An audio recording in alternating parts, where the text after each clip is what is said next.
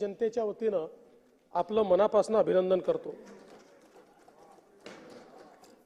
खरं म्हणजे विरोधी पक्षाचे देखील मी आभार मानतो की विरोधी पक्षाने या महाराष्ट्रामध्ये काही अपवाद वगळता सातत्याने बिनविरोध अध्यक्षाची निवडणूक करण्याची एक परंपरा आहे।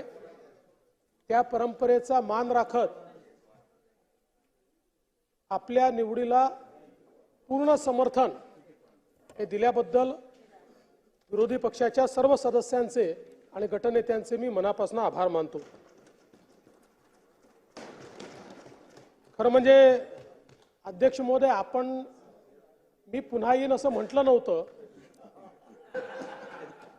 पण तरी देखील आपण परत आलात याचा मला अतिशय मनापासून आनंद आहे।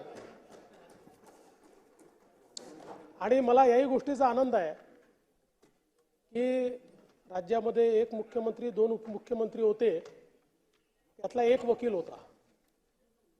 आता तुम्ही झाल्यामुळे 50-50% मेजॉरिटी झालेली आहे। पण मला असं वाटतं की तुमच्यासारखा एक निष्णात वकील हा अध्यक्षांच्या खुर्चीवर बसला आणि निश्चितपणे या खुर्चीला न्याय देण्याचं काम हे आपल्या माध्यमातून होईल याबद्दल माझ्या मनामध्ये कुठलीही शंका नाही।